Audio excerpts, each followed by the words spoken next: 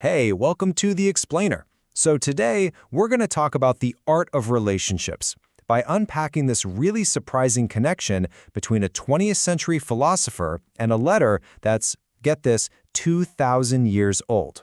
And trust me, it's a connection that might just totally change how you think about love. All right, so let's just jump right in with a question that, honestly, it shapes everything about how we see our relationships, from our partners to our friends and family.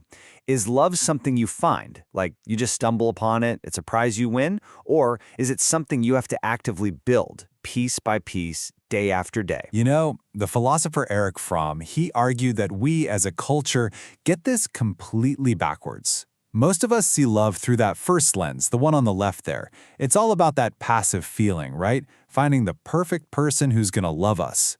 But Fromm, he came in with this totally radical idea. What if love isn't a feeling at all? What if it's an art, an active skill that you actually have to learn and practice? Okay, so let's really dig into that first idea, this concept of a love marketplace.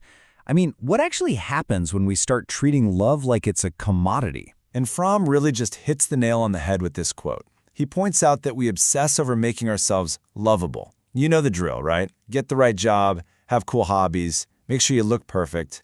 It's almost like we're constantly trying to upgrade our own product so we'll be more appealing on the market. But in all that effort, we forget to actually develop the skill of loving someone else. And this whole marketplace way of thinking, it has very real consequences. We start looking for the best deal in a partner, literally calculating their exchange value. Happiness isn't a shared journey anymore. It's more like a quick hit, that moment of purchase. And let's be honest, a real, genuine connection just can't grow when you're basically keeping a spreadsheet of who's getting the better end of the deal. So, okay, if love isn't something you can buy off a shelf, then what in the world is it? Well, according to Fromm, it's an art. And to really get what Fromm is talking about, we have to understand this ancient Greek word, techne. Now, this doesn't just mean technique, like some little trick or a life hack. No, techne is about a true craft, an art that demands discipline, knowledge, and a ton of effort. Think about it. A musician has to practice scales over and over. A painter has to study color theory. Fromm is saying we have to approach loving someone with that same level of dedication. So in this view, love is a verb. It's an action. It's this active, creative force. It's not about just sitting back and feeling something wash over you. No, it's about the daily work of doing, of creating something brand new between two people.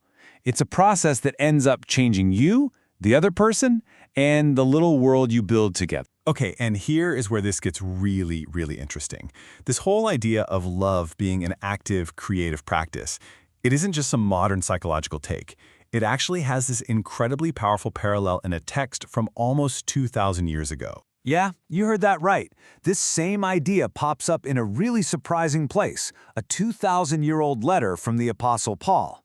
He was writing to this community that was just grappling with what freedom even meant, and his conclusion about what freedom is actually for, well, it's pretty startling. So you gotta picture this. Paul was stuck between a rock and a hard place. On one side, you had these super strict legalists, saying you had to follow this long list of old rules to be worthy, but on the other side, you had people who took freedom to mean, hey, I can do whatever I want. It was total self-indulgence. Does that tension sound a little familiar? But Paul just says no to both of them. He argues that both sides are completely missing the point of freedom. The real purpose of it is something else entirely. So Paul lays out his logic in these three simple steps. First, the call. You are meant to be free. Second, he gives a warning. This freedom is absolutely not for just gratifying yourself. And then, the big one, number 3, the purpose. Your freedom exists for the active love and service of other people. So you see, for Paul, freedom isn't the end goal. It's the starting block. It's the condition you need to even begin practicing the art of love. And this is where he completely reframes that famous command to love your neighbor as yourself. He's saying it's not some simple give and take, like, I'll love you as much as I love me. No. He says it's fulfilled through action, through the act of serving, of making yourself genuinely useful to someone else's life and well-being. All right, so this is where it all clicks into place. You can see how these two massive ideas, one from modern psychology, one from ancient theology, they merge into one single, really practical truth for our relationships right here, right now. Just take a look at this chart. It really lays it all out. On the left, you've got the transactional view. Your role, you're a product to be sold. Your goal, to be loved. The outcome, basically a purchase.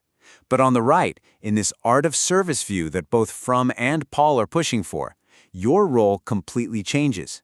You become an artist, a technician of love. Your goal isn't to be loved, it's to love. Your action is serving, and the outcome isn't a purchase, it's a co-creation. And that right there, that is the core takeaway. It is a massive shift in how you see everything. Instead of pouring all our time and energy into making ourselves a more desirable product for the relationship market, we're being asked to channel that same energy into becoming a more dedicated, more skilled artist in the craft of loving and serving other people. So this leaves us all with one last really powerful question. If love is an art, not a product you buy, then the question we should be asking ourselves isn't, what can I get out of this relationship? The real question is, what will you create?